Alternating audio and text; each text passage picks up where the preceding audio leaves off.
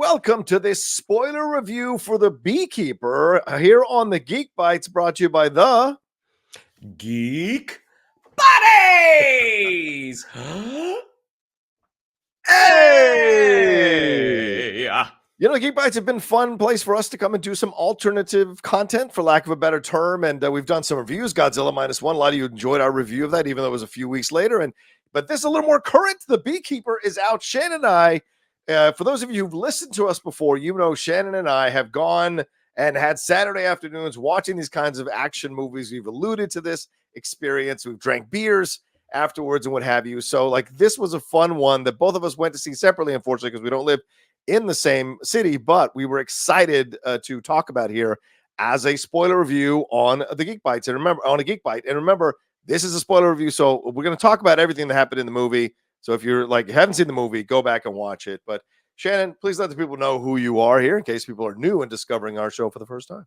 Yes, my name is Shannon McClung. I'm a television actor and an animation writer, and under the stewardship, the guiding hand of Michael Vogel, I I wrote on all 3 seasons of Strawberry Shortcake, Berry in the Big City, season 3, which you can see every weekend right now on YouTube, and the first 2 seasons you can see on Netflix. There you go. And this one, and I'm the Outlaw John Rocha, writer, producer, and host here on the Geek Buddies and this overall channel, the Outlaw Nation, and both of us are massive fans of these kinds of action films that are one man against the system with occasional commentary. You know, we're old school 1980s guys who love the Stallone, Schwarzenegger, Jean-Claude Van Damme, some Steven Seagal, maybe even a Jeff Speakman or two sliding in their type of movies, and Chuck Norris, of course. But then, you know, Shannon, every once in a while we get these kinds of films that we get to sit back, turn our brain off, and have some fun watching a guy kicking ass and doling out some revenge in new and inventive ways with some wacky shit going on at the same time. What did you think about this movie overall? Jason Statham, a beekeeper who goes out on revenge because someone who was taking care of him gets duped and kills herself. And so he has to go meet out this revenge all over the place, climbing all the way up to the presidency, for God's sakes, as he's doling out this revenge before escaping at the end. So what did you think overall of this movie and how it went down? So the Jason Statham January release, that is always a roll of the dice. It is. I mean, 100%. Typically the dice does not come up well, but every once in a while you'll get like The First Mechanic, which I was like, you know, this is not a great movie, but this is a lot of fun. Agreed. This falls into that mechanic category. The one-man army that Jason Statham is, like, this doesn't always work with certain action stars. Like, I mean, I think you can probably look at some other of his maybe Fast and Furious cohorts who have it written into their contracts that they can't be hurt for whatever reason. And Statham pretty much escapes most hurt in this. Yeah. Like he has a couple of fights that go the distance. He gets shot. He does get shot. Yeah. He gets shot. He gets stabbed. Yeah. It's towards the latter part of the end. It's towards the third act. Arguably, when he's much more exhausted, his defenses are down, so it's believable. Maybe, I don't know. One man army. With Statham, it doesn't bother me. Watching Jason Statham kick the crap out of someone is especially a deserving someone. Yeah. There is a level of catharsis there. Is Jason Statham the strongest emotional actor? No. A couple of moments of, oh, she's the only one who ever took care of me. It's like, yeah, that's fine. Like, let's get to the next part. I'm good with that. the beekeeping terminology that he that he uses throughout the film, is it a little silly? Absolutely. But the movie is a lot of fun. Like, the first half of this movie, Johnny. Yeah. I was like, oh, I'm buying this. I'm 100% buying this. Yeah. Then it starts to take a right turn. And I'm like, oh, we are going real far out. By the time that you get to this rave carnival birthday party for the president, where there are South African mercenaries dressed up like pimps from the early 2000s. I'm like, oh, okay. They really didn't know what to do. It's like, let's throw everything at the wall. But I saw it in a very, very crowded theater on a Tuesday afternoon, and I'm like, I had a good time. Is it going to take up residence amongst my DVD collection? Probably not. But if it's on HBO, if it's on a streamer, chances are it will get turned on again. Yeah, I agree with you. There's an earnestness to Jason Statham's work that I think you can't deny, which is why people love to watch him in these kinds of vehicles. And I do want to say, because we're talking overall thoughts on this, David Ayer understood the assignment. I mean, if you want, putting those two guys together is like a match made in heaven, considering all that David Ayer's been dealing with. David Ayer's tendency is to go a little rougher, a little more brutal, a little more, dare I say, a little more masculine and gritty masculine approach. End of Watch, Fury, some of Suicide Squad and other things that he's done. It's got that, like, what was the one with Schwarzenegger that was pretty brutal that he directed as well? He likes, yeah. I forget what it's called, but again, Is it Sabotage? Sabotage, that's it. Yeah, Sabotage. He likes to go to those darker edges. And so Statham has done that in a number of films. So putting them together to do this film, I thought was 100% the smart move. Ayer needing a win, Statham not having a win with one of these in quite some time. So it's just a good combination. And the way they go about telling this story, there is some commentary. Got to be fair. There is some commentary against the government, against government organizations. It's bubbling under the surface because it's more about the revenge and what he's going after and what he wants to get. And look, you can't pick anybody better than Mrs. Cosby, PHYLICIA RASHAD there to come in, or Miss Huxtable rather, to come in there and be someone that you don't want to see taken out. Of course, her in Creed, so her having like a little bit of a mini renaissance in some of these movies is great to see. And the impetus, you buy the impetus because this is something that people have been experiencing. There have been our parents, our friends, our neighbors, our grandparents, our friends who've experienced this kind of phishing situation. They go after old people on purpose. So it was a real world thing that some of us have seen articles on, read articles on, or seen documentaries on, or listen to podcasts about.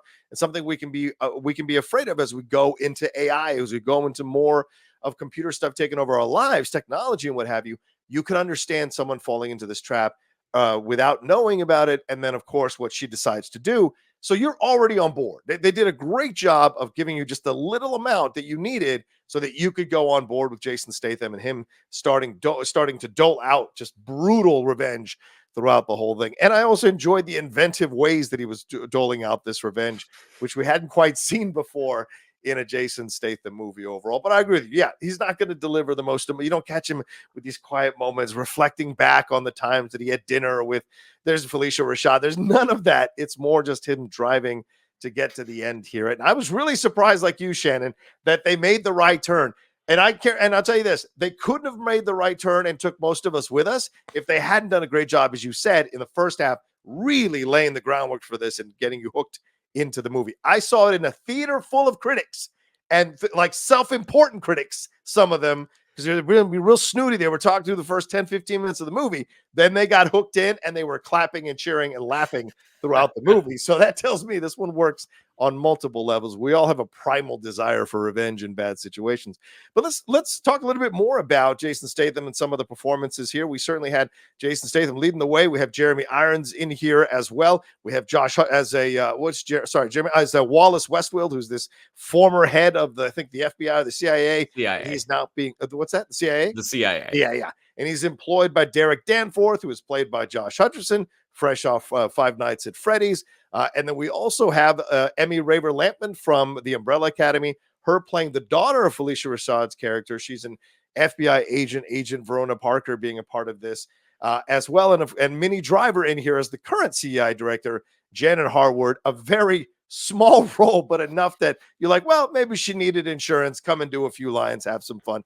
What did you think about the performances throughout to keep you in the reality of this film? And I use that term loosely with what they were laying out here.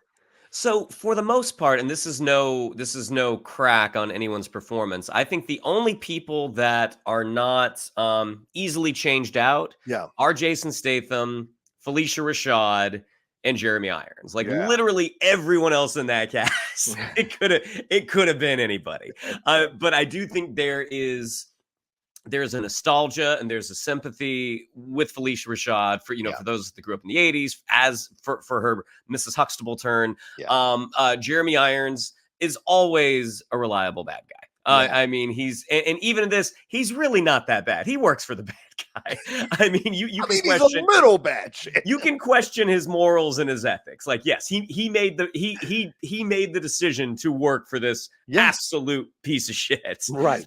But Jeremy Irons is always really, really reliable. Yeah. Yeah, I thought it was really interesting, like watching the opening credits, how Minnie Driver didn't even get a solo card. I mean, Yeah. she had a shared card in the opening credits. So what that means for our audiences, for our audience members who don't always Oh, know yeah. the industry terminology. Typically, when you're looking at opening credits, all that is negotiated in your contract. Right. And when you have reached a certain level, your name comes up at the beginning by itself. Yep. And there was certainly a time that Minnie Driver's name would have come up by itself. It may have come up before the movie. Right. She actually was on a shared card, which I was like, huh, that's really interesting. Minnie Driver's always great, though. I mean, she's could that have been anyone? Absolutely. Josh Hutcherson, like, again, not being a big Hunger Games guy, I'm like, he is a perfectly acceptable, if not unremarkable, actor, in my opinion. And that's like, he didn't do anything wrong. Like, he came up, he came in, he hit his mark, he said his lines. Was there an opportunity to maybe really turn up the douchebag on this guy? Probably. But at the end of the day, I mean, this movie is about Jason Statham. I mean, the one guy that stood out that I would be curious to see if any of his stuff hit the cutting room floor would be Bobby Naderi as the Agent Parker's, Verona Parker's partner. Oh, yes. Yes. Because he, like, I'm not familiar with his work, but he's funny. Yes. Like, he delivered a couple of good one-liners that I'm like, huh, this guy I'm interested in, and I'm wondering if there was more of that. Yeah. But yeah, I mean, it was a perfectly fine cast, but the people that you had to have were Jason Statham, PHYLICIA RASHAD, and Jeremy Irons. I think you're absolutely right. Yeah, I enjoyed Josh Hutcherson. I'll bring him up again. I liked what he did here. It was a lot of fun to see, like, a change of pace from what we see in Five Nights at Freddy's.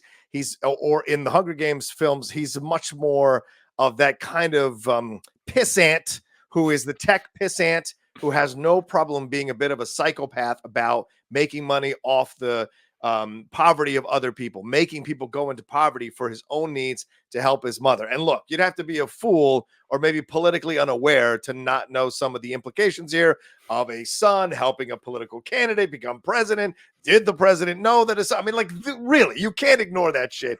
It is out there, so you understand that's a little bit of commentary. And look, it can go both ways, no matter what side of the political spectrum you are on, current or previous administration. So it was a real world connective tissue here. But I thought it was an interesting twist to not have her know that this is a part of it. And I liked Gemma Redgrave, who played the mom. She is from the Redgrave family tree. Don't mess with the Redgrave family tree. A lot of phenomenal actors. She is from that family, out of the Redgrave. So it was great to see her bring some gravitas as the president to be a part of this. But I agree with you. Jeremy Irons, irreplaceable. So doing that American accent where he's chewing gum as he talks. You're just like, he's doing the best he can with that thing, but I love it. And I'm never going to be mad at him doing that American accent.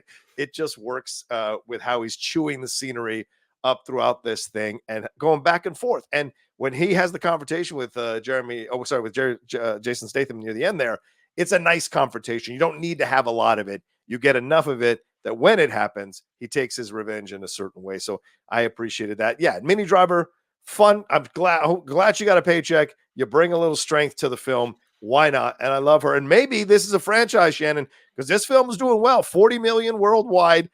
He escapes at the end. So we could see her be a bigger part down the road here, and her doling out the information about the beekeepers.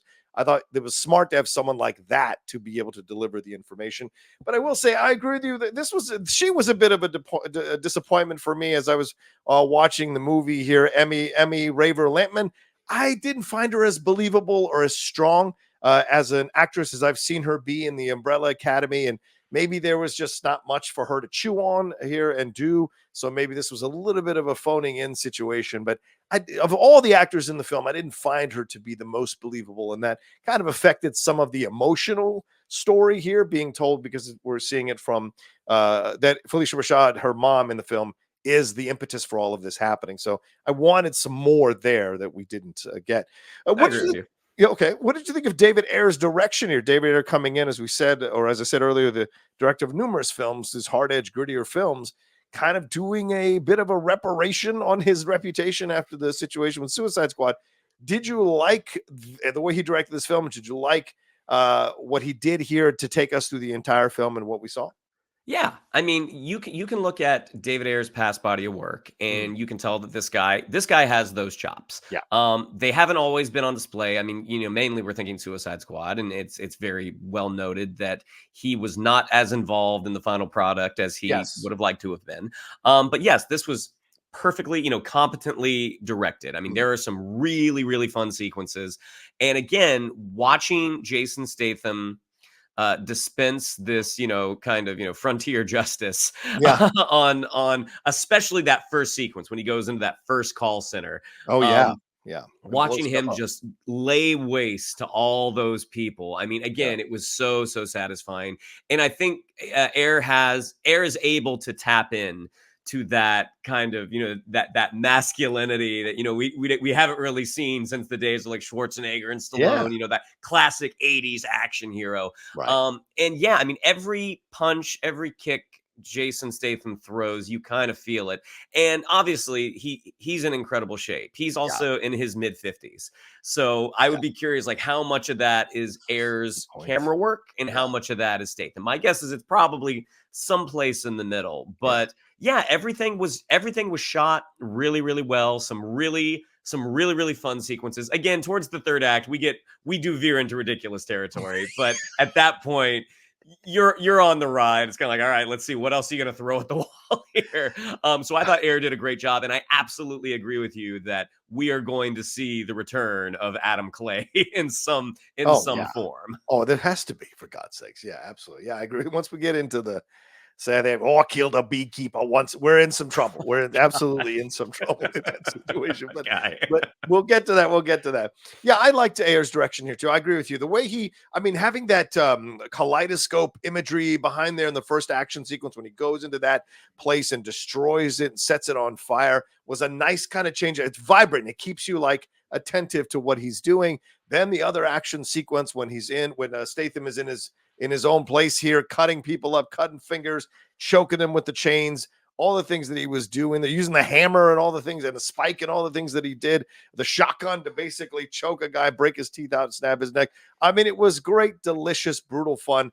Then the scene on the bridge where he sends Homie over the bridge there after he calls and finds out that it's Josh Hutcherson. Like, all those sequences were really great, mixed in with the inventive approach of how he was doing things and the ratcheting up of the tension of the beekeeper, the crazy woman who comes after him at the gas station. We're ratcheting up the tension there. And then when he's attacking the ATF guys outside the building, kicks them all, and then goes in there to attack the mercenary force, takes them out. I thought Ayer's action direction there, taking us through all of it, the way he framed everything, I thought was fantastic. Got us in the mood. And then we get to the weekend at President Bernie's ending there, that party and everything that's going down there, the way he took us into the separate rooms and the audacity with him sneaking in under the truck, then walking in, and then like this idea of hiding in plain sight, which a lot of people talk about, totally worked. So that when we got to that ending, you had to kind of accept that back and forth with him and EMMY RAVER-LAMPMAN. But yeah, I thought his direction was really perfectly spot on for, not perfect, but perfectly spot on for this kind of movie for sure. What about some of the action sequences here? Let's talk about it. I just mentioned a few of them. Shannon, what did you think about the action sequences, the way they were shot and where they landed in the movie and the time that each of them took within their own separate scenes? I mean, again, starting off with that first one, when he goes to that first call center, the satisfaction of watching him lay waste to these, awful people who are taking advantage of some of the weakest in society. Like, that was just awesome because none of these people are really putting up a fight. I mean, there's like a couple of security guards that he dispenses very, very fast and very, very efficiently. Even like the whole idea, like they kind of started creeping into like John Wick territory. With this whole idea of like what this beekeeper, what this organization actually is, how they put out a hit on him from within the organization, and we get someone in a purple trench coat with a mohawk with a minigun. Like, I thought the whole hiding in plain sight thing, I'm like, she ain't hiding. No, she wasn't. You see her coming from a mile away. And even though I think her character was kind of ridiculous, the action sequence itself was awesome. Like, watching him on his heels a little bit and basically finishing the job with a jar of honey because honey's flammable. Who Yeah. knew? I mean, Yeah. even the sequence towards the end where he does finally meet a challenge and that South African guy, Yeah. that was a lot. That fight was a lot of fun. I mean, at first, Yeah. not really seeing the stature of that dude because he was sitting. I Right. was like, is this going to be like a Schwarzenegger and Commando thing? Yeah. Like this guy's really putting up a fight. But then you see like, oh, you're a big dude, and Right. then watching them trade blows back and forth, like having like, which way is this fight going to go? Yeah, like the action was a lot of fun. And Yeah. again, this is the thing that I think is resonating with people, because this is not the type of movie that it's not the type of movie we get a lot Yeah. anymore, and Yeah. it's not the type of movie that we get and is also very fun to watch. Yeah. Eddie Fernandez was the gentleman who was the stunt coordinator on the film, and deserves a lot of credit for how those action sequences went down. He's recently seen as a stunt person in Rebel Moon. He was the stunt double for George Lopez, stunt coordinator on The Blackening, and a stunt performer on The Batman and Cop Shop, which makes all the sense in the world that he was on Cop Shop. If you've ever seen that movie, Shannon and I went to see that one. It was a blast. But yeah, so yeah, as I spoke about already, I loved the action sequences when they happened, the inventiveness of the fights, the staging of it all, even the unbelievable thing where he takes out all those ATF guys before he could go into the building. I thought that was ludicrous, but they made me believe that it was possible as I was watching it, which I enjoyed as well. And yeah, and some of the mercenary guys, oof, guys, you got to go to acting class. I mean, like, it was rough, some of those mercenary guys. So that's what I'll say. Good fighters, but some of those lines just were not delivered well. My God. Overall, what about the writing here? Is there anything you can say? I mean, you're a dad joke lover. There was a lot of bee and honey references here. The writer is Kurt Wimmer, who is known for writing a number of films here, like The Expendables, the Point Break remake, the Total Recall remake, Salt, Law Abiding Citizen, which a lot of people like, Street Kings, which I think is another David Ayer film, The Recruit. So and the Thomas Crown Affair, if you remember the remake of that one, which I thoroughly loved, and Law Abiding Citizen, which a lot of people love. So what'd you think of his writing in the film here, man? I mean, in terms of this, again, this nebulous organization, I mean, Yes. this is a fun concept. Like this group of people, this group of individuals who take over when society fails someone. They're the ones. They're sort of the backstop to the world devolving into chaos. Yeah. So the world building I thought was really, really fun. Like a lot of the this is the Queen Slayer. Like a lot of the kind of be specific terminology. It was a little silly. I mean, he really kind of pulled back the reins on the comedy, though. Like there were probably many an opportunity for Statham to deliver a one-liner. Yeah. And I'm glad that he actually didn't, because I think the silliness that the movie does go into, I mean, it's fully the action and the settings. And definitely that South African guy. But I think if you were given Statham one-liners left and we're like, hey, now you've been stung, if you'd given him that, I think it would have been pretty groany. And as someone who does love that type of joke, I'm like, you could tell Ayer was definitely not going full 80s ridiculousness with those Arnold one-liners. Like, I'm glad they actually did hold back on that. Yeah, I agree with you. I liked that they, started out giving you a little bit of what was happening here. They spent enough time establishing certain things. See, there's the thing. The problem with some of these films is they just think, we'll give you the surface stuff, you get the point and move on. You've got to feel things. If you feel things, if they get through to you, the way certain scenes are written, once you feel just a little bit of connection, that's enough to carry you through because of Statham's charm and personality. And I think they took their time to establish, Kurt Wimmer did in the writing, with what was going on with Phylicia. That scene went longer than you would usually see in films like this, because they wanted you to understand the intricate nature of what was happening here. So this is a deceptively deeper written film than you think. Yeah, on the surface, it's a fun action film. It's a fun throwaway a vehicle for Statham that David Ayer directs really well. But underneath, there's commentary about what's going on in our world. And I think Kurt Wimmer did a nice job of that, throwing in a little bit of the middle of the ground type feeling, in that we do feel a little powerless in our systems. We do feel a little powerless with the organizations that are supposed to take care of us. There's questions here. So it's just enough. It's just a touch, not enough to be an overwhelming commentary in our society, but just enough to have it so that you don't have the one-liners, as Shannon pointed out, and defaulting to those quippy moments, because the commentary that he does have, even when he's questioned about certain things, his commentary makes sense. And certainly he didn't go after Minnie Driver. He didn't go after anything, because the other beekeepers and the CIA, they stood down. They were like, we're not getting involved in this. This is your mess, Jeremy Irons. You go and figure it out. So I like that we had that in the writing as well. And then little moments of connection, little moments with him, and whether I believed the connection with him and Emmy Raver is a different conversation.